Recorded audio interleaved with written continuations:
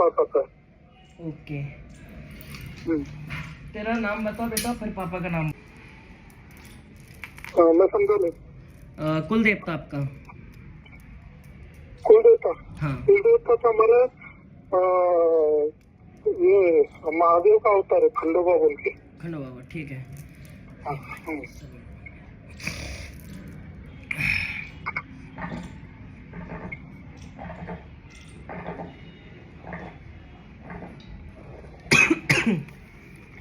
सवाल रखो बच्चे। हेलो। हाँ बेटा, सवाल पूछ अपने। सवाल मेरा ये सवाल है कि मेरा देखो मई जून जुलाई, हेलो, मई जून जुलाई, ये भी ये साल के मई जून जुलाई ना, पिछला 3 महीना। हाँ। तो उस टाइम से हम मेरे गुरु थे, उनको गुजर हो गए मेरे 6 साल हो गए। तो उसके बाद कभी कोई साधना की नहीं, लेकिन बच्चे को एक बार तकलीफ हुआ था। तो दत्त महाराज का एक जगह है कर्नाटक के बॉर्डर पे, तो वहां जाके वो ठीक हो गया। लेकिन फिर बहुत लोगों के मुझे हाथ पैर पड़ने पड़े, तब जाके वो ठीक हो गया। वो दत्त महाराज की जगह पे ही हो गया ठीक हो। लेकिन उसके बाद मेरी श्रद्धा दत्त महाराज के ऊपर बहुत हो गई। तो मैं उनकी भक्ति करने लग गया। और तो मुझे मई जून जुलाई में बहुत अनुभव हो गए। क्या हो गया? इतने अनुभव आ गए उनके। अच्छा। हाँ, लेकिन अभी अचानक क्या हो गया कि एक दो महीने से सब कुछ बंद हो गया है। सब कुछ बंद हो गया? हाँ, स्वप्न में दिखता था सब कुछ, वो बंद हो गया। अचानक से सब, मतलब धीरे धीरे करके परिस्थिति वही हो गई जिससे गुरु दत्तात्रेय महाराज ने निकाला था तुम्हें। हाँ, मतलब दत्तात्रेय महाराज ने मुझे राह दिखाया, उनके मुझे अनुभव भी आने लग गए। लेकिन मेरे सवारी भी आने लग गई थी मेरे पे। अभी वो कौन सी सवारी थी ये नहीं पता, मेरा पूरा शरीर गंजाना था। ठीक है बेटा, तो चुप हो जा जरा, अब मैं चेक कर लेता हूँ, ठीक है? और लेकिन अभी प्रॉब्लम ये है कि ये सब कुछ बंद हो गया, तो क्या कारण है? इस कारण की वजह मैं बताता हूँ, सुन ध्यान से। तेरे घर के अंदर में तूने जो जाप कर रखा है तकरीबन कितने सालों से करता आ रहा है, ये बता। ये 12 साल हो गए कम से कम। ये 12 साल जाप करता आ रहा है। तेरे साथ जाप करते समय 2016 में क्या हुआ था, ये शिवरात्रि वाले दिन? 2016 में नहीं, कुछ याद नहीं मुझे। बेटा ये वो साल है जिस साल से तूने अपनी शक्तियां खोता चला गया है। ध्यान लगा कि तेरे से उससे पहले तो तेरा सब ठीक ही ठीक चल रहा था, ओके चल रहा था, ठीक है? 2016 में आकर महाशिवरात्रि की रात में किसी तरीके का कोई अनुष्ठान कराया तूने, और उसके अगले दिन से तेरे घर के अंदर परेशानी बढ़ने लगी। 2016 में शिवरात्रि के दिन में महादेव के मंदिर में जाके हमने मिसेस और वाइफ ने जाके दर्शन दिया था। वो भी 4-4:30 बजे शिवरात्रि के। और उसके बाद से धीरे धीरे करके तूने तेरे शरीर की वाइब्रेशंस खोने लग गया, जिसका असर तेरे आने वाले कुछ सालों के अंदर इतना हो गया कि तेरे बच्चे परेशान होने लगे। क्योंकि तूने पता है क्या कर दिया, जाने अनजाने। हाँ। जाने अनजाने बेटा, महादेव के वहां जाने से तेरे पास एक यक्षिणी आ गई है, ठीक है?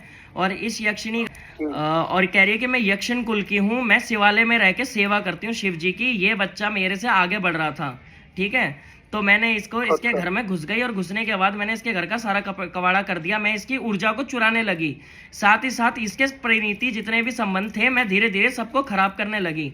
और ये जो लड़का है, खुद मैं इसके शरीर को क्या कहते हैं, पूरा डाउन करके रखती हूँ, पूरा शरीर इसका बांध के रखती हूँ, यहाँ तक कि सर भी। आगे भक्ति करता था कि ऐसा कोई मतलब जप अनुष्ठान वगैरह ऐसा कुछ नहीं। तो वही तो कह रही है बेटा ये कि ये जो है ना, इसने तेरे से भक्ति छीनी है, इसका और कुछ नहीं कहना है। इसने तेरी भक्ति छीनी है। हाँ। समझ रहा है? भक्ति ही छीनी है। अब एक बार खुद सोच के देख, तू पहले कैसा था? तू जो भी कर रहा था, जितना भी कर रहा था, दिल से कर रहा था, ठीक है? हाँ, दिल से करता था। हाँ, अब तेरा खुद अंदर से देख ले, अंदर से धीरे धीरे मन उबता जा रहा है। मेरे अभी ये मई जून जुलाई में ना मुझे बहुत अनुभव हो गए, इतने अनुभव हो गए कि मुझे दर्शन तक हो गए था। और ये फिर वापस आ गई, और इसने आने के बाद तेरे कबाड़ा कर दिया तेरा। अभी ये पिछले महीने से ना सब जीरो हो गया है। कुछ मुझे जब मैं ध्यान से बैठता हूँ ना तो मुझे कुछ भी एक्सपीरियंस नहीं हो रहा है। बेटा कहाँ से होगा, तूने मेरे से सीधा वजह पूछी थी, ठीक है। अब मैं तेरे को डायरेक्ट ये बोलता कि 3 महीने से दिक्कत है ये करके, तू हाँ ही हाँ करता, कोई सोल्यूशन नहीं निकलता ना। तुझे वो बात जाननी है कि तेरी अड़चन है कहाँ पे। बराबर, ये जानना तो मैंने तेरे को तेरी अड़चन बताई भी कि कहाँ पे है, ठीक है। अब एक चीज तू खुद सोच, 2016 से पहले तू भक्ति कर रहा था, अच्छी भक्ति कर रहा था, ठीक है। जब तेरे घर में बच्चे ठीक हुए उसके बाद तू फिर भक्ति कर रहा था, भक्ति का एक्सपीरियंस फिर होने लगा था। तो फिर किसने ये उंगली करी? इसने। जैसे इसने पहले करके तेरी शक्तियों को खंडित करने लगी ना, धीरे धीरे करके तेरी ऊर्जा को छीनने लगी, वही सेम चीज इसने दोबारा दत्तात्रेय महाराज के सामने कर गई है। इसने दोबारा से तेरी भक्ति छीन ली है, ये भक्ति ही छीन रही है तेरे ऊपर से। यही प्रॉब्लम है तेरी, ये तेरी कुंडलिनी में बैठ गई है जाके। इसलिए जब तू कोई सेवा करता है, अभी मैं बता दूं, दत्तात्रेय की छोड़ तू किसी माता की सेवा करियो पकड़ के, ठीक है, कोई नई देवी ले, अनुभव होगा, फिर कुछ टाइम बाद फिर तेरे साथ वही सब होने लग जाएगा, क्योंकि ये तेरी भक्ति छीन लेती है, तेरा फल छीन रही है ये। अच्छा, फल छीन रही है। मैंने आपको इसलिए फोन किया है कि किसी और ने कुछ तंत्र नहीं बेटा, तेरी शक्ति इतनी, एक बात बताऊं, तेरे में भक्ति की ऊर्जा इतनी है, तू खुद दिल से जानता है कि तेरे पे कोई तंत्र नहीं कर सकता। हाँ, मैं जानता हूँ। तो फिर तेरे को ये बात समझनी होगी कि तेरी दिव्य दृष्टि अभी इतनी सटीक नहीं थी, ठीक है, लेकिन जो ऊर्जा का लेवल था वो इतना था कि तू दूसरी शक्तियों के उसमें आ गया, क्या कहते हैं, नजरों में, और जिसकी वजह से तेरी भक्ति छीन ली। इसीलिए तो गुरु धारण करते हैं जो हेल्प करते हो। अच्छा, तो अभी क्या करूँ आगे? अच्छा एक बात बता, मेरे से पहले पूछा ली किसी और से? पूछा, हाँ मैंने लिया था। वो शिव का क्या नाम है उनका, शनिनाथ से। वो शनिनाथ, वो जो बड़बड़ करता रहता है, शनिनाथ चैनल करके कुछ है ना? हाँ, वो तो बड़ा औंधा पौंधा इंसान है, तो उसके पास क्या करने पहुंच गया। मैं खुद भी वीडियो देख रहा हूँ उसकी, बहुत अजीब सा इंसान लगता है। हाँ, आगे से इसलिए तो फिर जो उससे आगे को उसने सिर्फ फोन के मैंने पूछा था, तो उन्होंने बताया कि हनुमान की शक्ति है तेरे साथ चल रही है, बाकी कुछ प्रॉब्लम नहीं है, इतना ही बता दिया। लेकिन तब मेरे अनुभव चालू थे जब मैंने पूछा, क्योंकि मेरे पे सवारी कौन सी आ रही मुझे समझ नहीं रहा था। और ये तो मैं घबरा गया कि क्या हो रहा है मेरे साथ।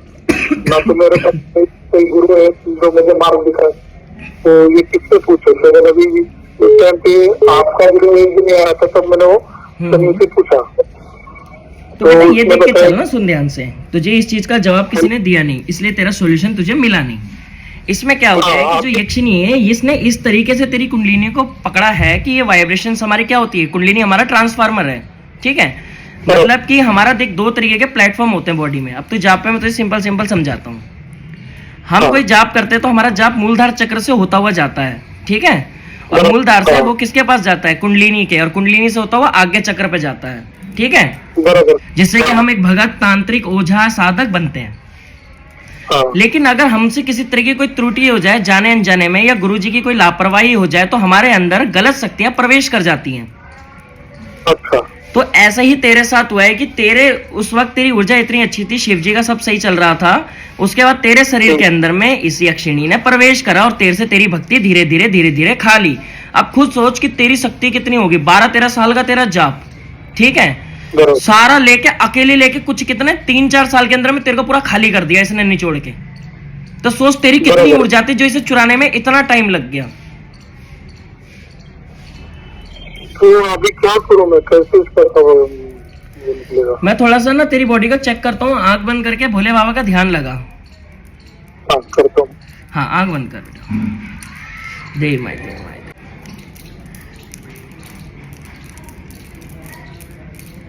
एक बार बता, तेरी जो वाइब्रेशन चढ़ती थी पहले पैर से चढ़ती थी क्या? हाँ, पैरों से, पीठ से ऊपर पूरा, और सर से भी ऊपर नीचे आती। ये तेरे शरीर के अंदर दाग किस तरह पे? हेलो, मैं कह रहा हूँ तेरे शरीर में दाग या निशान टाइप का कुछ है क्या कहीं पे? नहीं, कुछ नहीं है। ओके, ठीक है।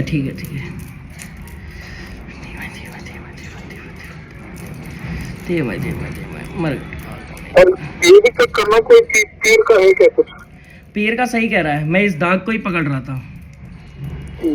लेकिन ये पीर कह रहा है मेरी मैं रहा तो कोई हाथी नहीं है। अच्छा, ये मना कर रहा है, कह रहा है जो करा है गुरु कबाड़ा इसी ने कर रखा है। क्या बोले?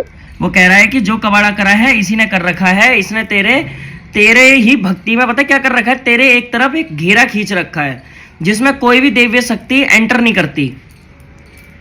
तेरे अंदर यहाँ तक कि वाइब्रेशन जो शरीर में खेलने को होता था वो भी इसी की चाल थी। तेरे साथ धोखा कर दिया इसने हर जगह पे।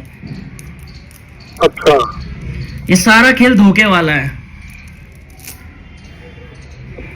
तो अभी क्या करना होगा और ये इसको कैसे हटा सकता हूँ? बेटा इसका तो प्रॉपर उतारा होगा, उतारा नहीं, इसका पूरा हवन होगा मरघट में हवन होके ये उतारी जाएगी। और दूसरा तेरे को उसी वक्त एक गुरु दीक्षा दे के भगवान शिव के चरणों में डालना पड़ेगा।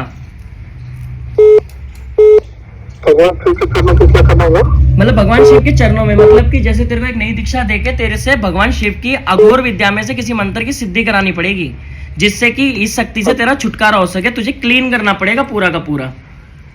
अच्छा, मुझे तो खुद को क्लीन करना। हाँ, तुझे साफ करना पड़ेगा क्योंकि तेरे चक्कर रिवर्स में चल रहे हैं, उल्टे चल रहे हैं। अच्छा।